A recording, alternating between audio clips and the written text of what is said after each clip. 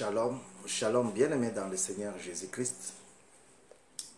Selon notre programme, nous avons 31 leçons à partager ensemble ici sur Mukulu Télévision. Nous avons déjà publié, partagé, exhorté 26 leçons. Aujourd'hui, par la grâce de Dieu, nous allons parler, partager, exhorter sur la 27e leçon. 27e leçon sur Mukulu TV, 27e leçon pour la gloire du Seigneur. Alors, je vous prie d'être attentif à la lecture de ces jours. Pendant que je préparais le texte qui est repris dans l'Évangile selon Luc au 10e chapitre, qui parle effectivement de décès, du meurtre, je reçois un coup de fil d'une amie ici, dans la région parisienne, qui me parle d'un décès d'un frère de l'église. C'est quelqu'un que j'ai trouvé dans la maison de l'Éternel. Quelqu'un pour lequel j'ai eu à partager des moments fraternels, des moments de partage dans le cadre typiquement théologique. Et c'est un frère très bien. J'avais toujours aimé sa discrétion, sa façon de vivre. Jérôme Bondo. Bondo comme mon nom Kasongo qui a 2 S. Quelque chose de rare dans notre pays, la RDC. Bondo qui a 2 O. 2 lettres O qui se suivent. Donc, vous comprendrez que c'est un Bondo du haut de la République vers Kisangani là-bas. Son décès m'a encore bouleversé depuis cet après-midi. Et j'ai prié à Dieu à ce qu'il fasse quelque chose de bien pour cette famille Bondo. Je connais la maman, je connais la sœur,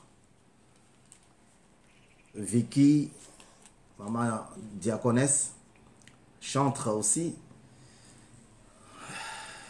Et je prie à ce que Dieu puisse les fortifier. Il est décédé ce matin à Kinshasa, suite à une courte maladie. Que l'Éternel leur accorde un léger joug, un léger souci ou un souci léger. Je ne sais pas si ça existe, mais que Dieu fasse grâce, parce que c'est un moment très difficile. Je voudrais qu'on puisse lire ensemble, si vous avez trouvé le livre, la Bible, la parole de Dieu, dans l'Évangile selon Luc, chapitre 10, à partir du 30e verset.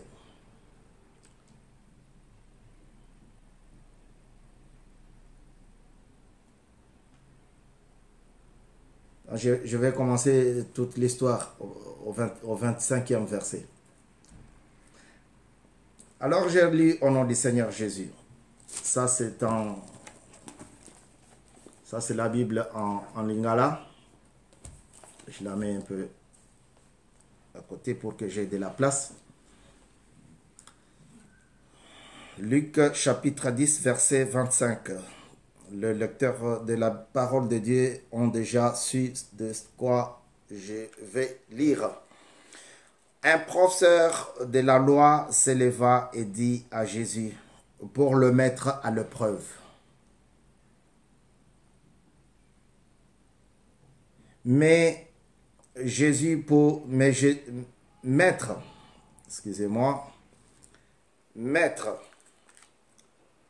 que dois-je faire pour hériter de la vie éternelle? Jésus lui répondit, qu'est-il écrit dans la loi? Qui lis-tu? Qu'est-ce que tu lis dans la loi? Mosaïque. Il répondit, tu aimeras le Seigneur ton Dieu de tout ton cœur, de toute ton âme, de toute ta force et de toute ta pensée. Tu as bien répondu, lui dit Jésus, fais cela et tu vivras.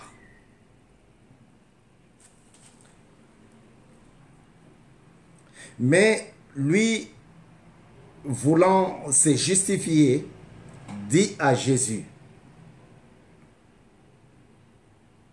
et qui est mon prochain?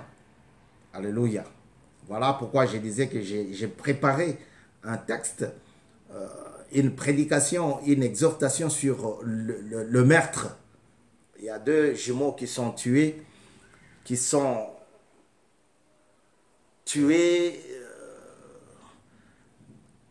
calcinés dans des conditions.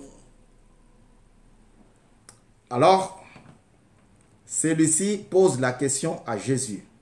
Qu'est-ce qu'il faut faire pour rentrer ou pour entrer dans la présence de Dieu, dans la présence éternelle, dans le royaume des cieux? Jésus lui répondit,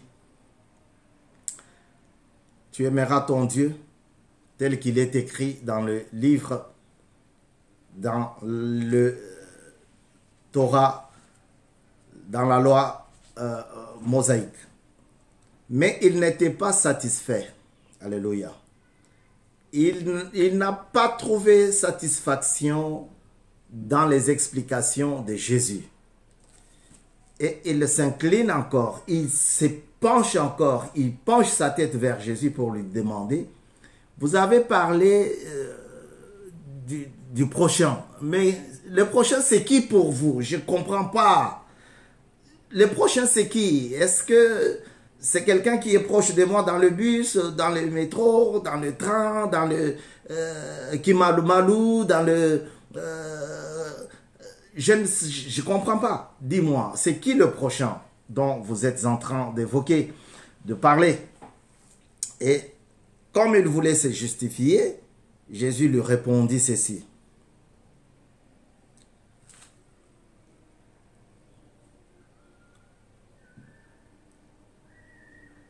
Un homme descendait de Jérusalem à Jéricho. Il tomba entre les mains de brigands qui le dépouillèrent, le rouèrent, nous sommes dans le passé simple, le rouèrent des coups. Et ils s'en allèrent en le laissant à terre, à moitié mort. Voyez? Un prêtre qui par hasard descendait par le même chemin, vit cet homme et passa outre. De même aussi, un lévite arriva à cet endroit.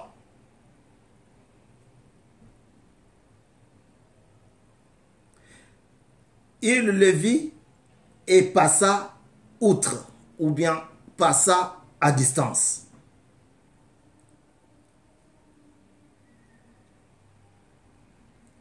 Mais un Samaritain qui voyageait arriva près de lui et fut rempli de compassion.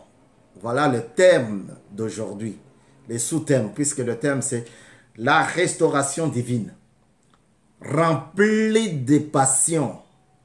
Un homme rempli de passion. Frère, tu n'as pas l'amour. Tu n'as pas la passion. Et Dieu veut te donner la passion.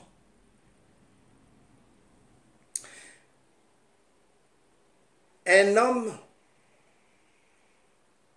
rempli de passion, lorsqu'il le vit, il s'approcha et banda ses plaies en y versant de l'huile et du vin. Puis il le mit sur sa propre monture, son propre cheval.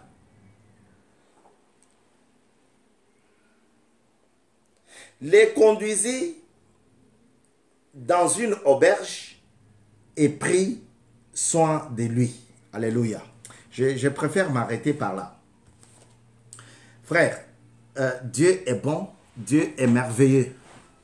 Dans sa grâce éternelle, Dieu veut que tu sois passionné des âmes. Dieu ne veut pas que tu sois un meurtrier. Dieu ne veut pas que tu sois un vagabond sexuel. Dieu ne veut pas que tu sois un sorcier ou une sorcière, un féticheur ou une féticheur. Dieu ne veut pas que tu sois un calomniateur.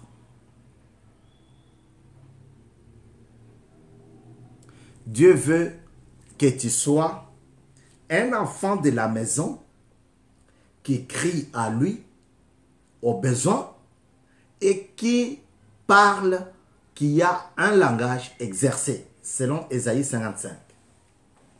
Voilà ce que Dieu veut que tu sois dans sa maison. Ce monsieur est venu chercher à savoir qu'est-ce qu'il faut faire pour entrer dans le royaume des cieux. Il fait ici 40 degrés, voire même plus. Voyez comment je transpire. Il fait 40 degrés. Alors, je ne sais pas s'il voulait changer de milieu parce qu'il faisait aussi chaud là-bas. Il y a des moments où à Jérusalem, il fait aussi très froid. Très très froid. Jusqu'à moins 10, il fait. Moins 5, moins 8. Il fait très froid aussi, des fois. Je ne sais pas s'il voulait fuir le froid. Et comme il avait tout le temps entendu parler du royaume des dieux, il pensait que c'était un royaume virtuel, un royaume physique. Alléluia. Et pourtant, c'est un royaume spirituel. Il vient voir Jésus et il lui pose la question. Jésus-Christ, dis-nous, dis-moi, il fait très froid ici.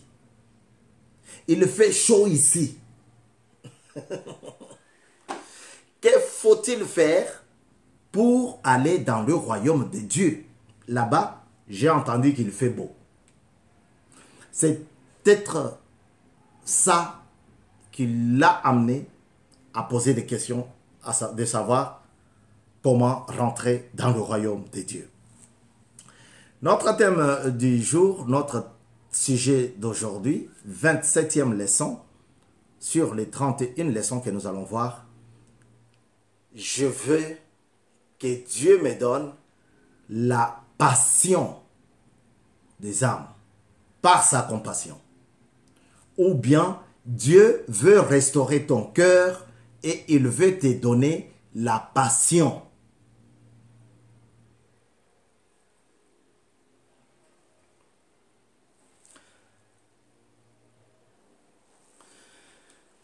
Dieu veut te donner la passion. Il veut restaurer ta pensée. Il veut restaurer ta force. Il veut restaurer ton corps en vue de te donner la passion des âmes. L'homme n'est pas fait pour être tué. Dernièrement, on avait vu Caïn et son frère Abel. Alléluia. Dieu est un Dieu d'amour. Il veut que ceux qui l'adorent puissent avoir la passion des âmes. Dieu n'a pas besoin de téléphone pour appeler quelqu'un.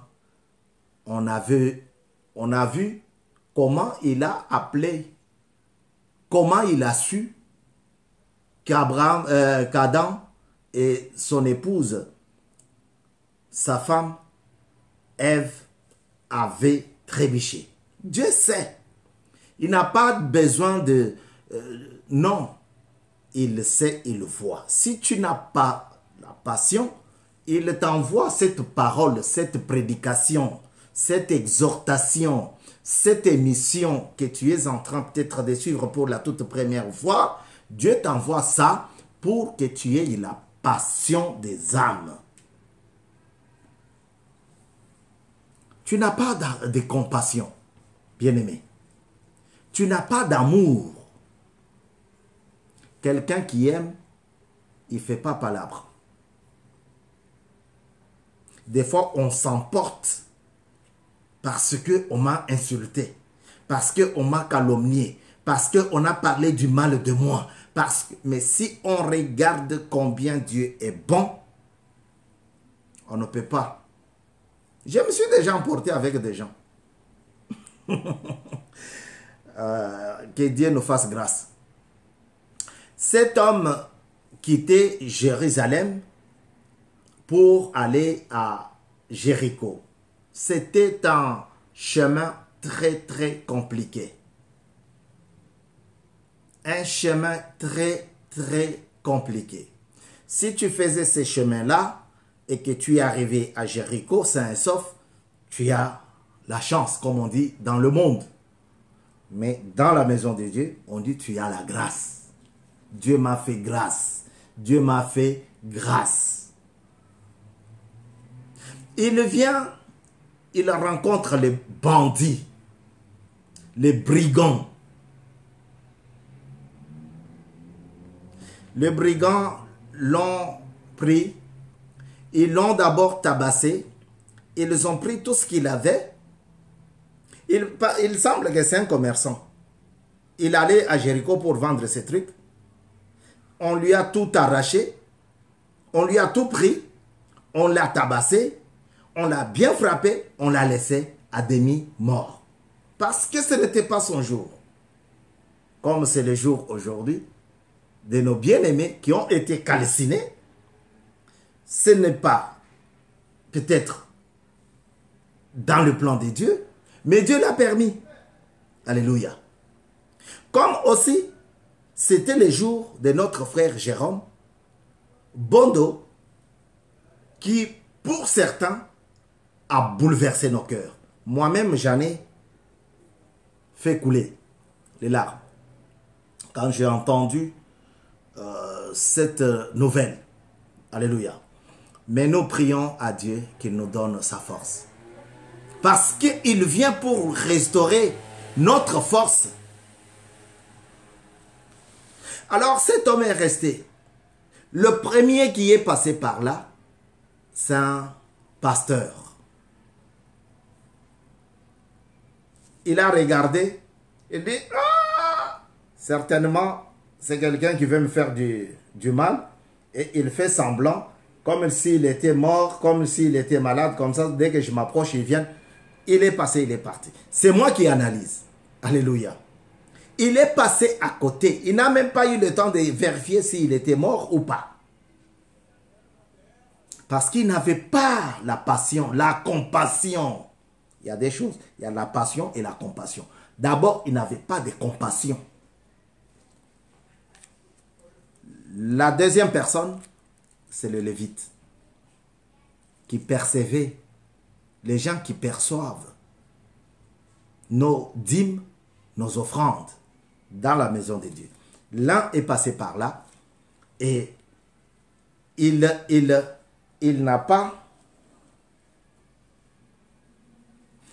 pas eu le temps de s'approcher de cet homme frappé à mort.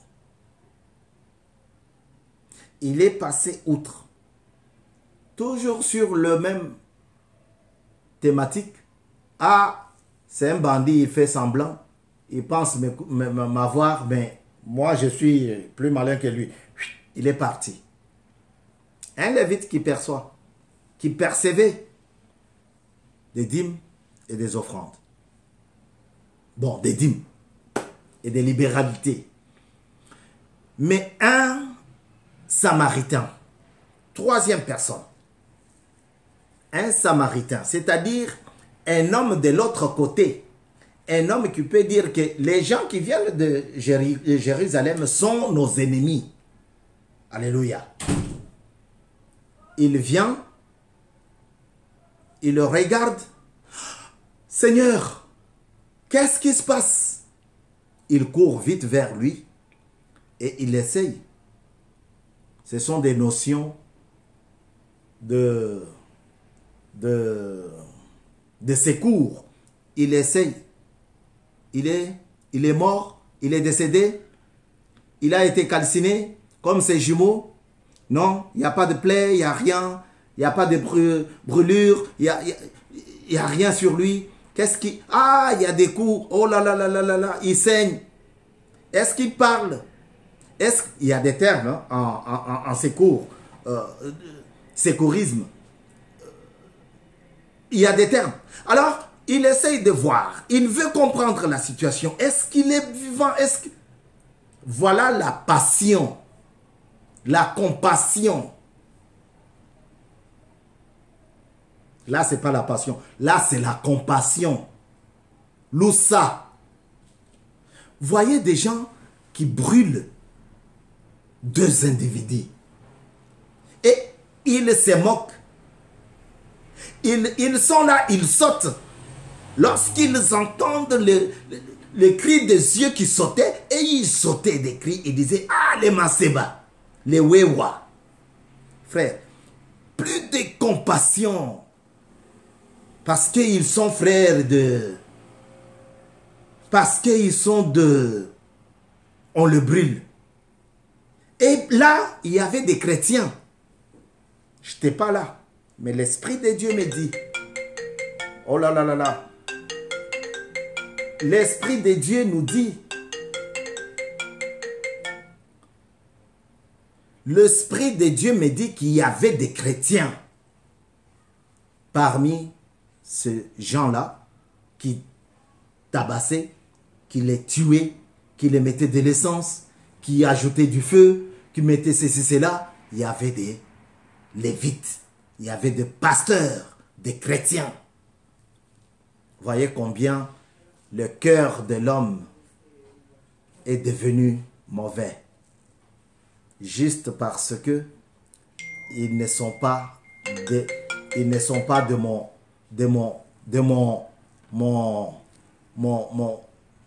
village. Ils ne sont pas de ma province. Je ne les aime pas.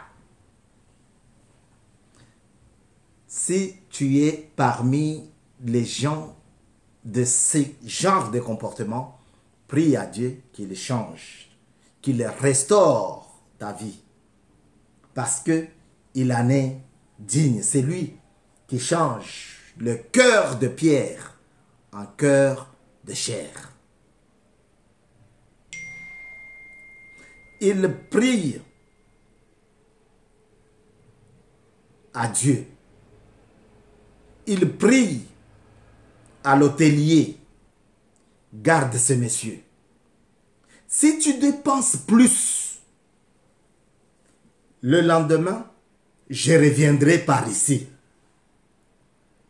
Au cas où tu dépenseras plus, je te rembourserai.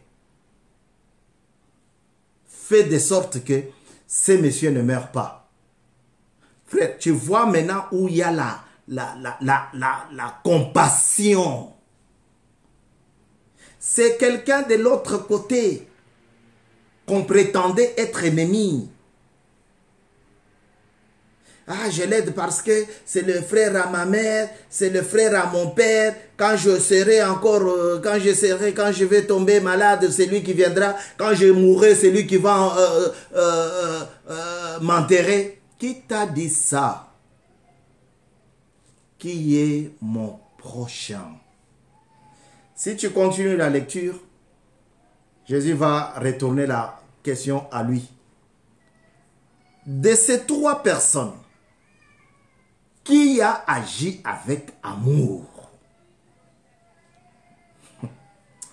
Qui a agi avec compassion? Qui a agi avec charité? Frère, arrêtons le tribalisme. Ça ne nous payera en rien. Ça ne nous payera rien du tout.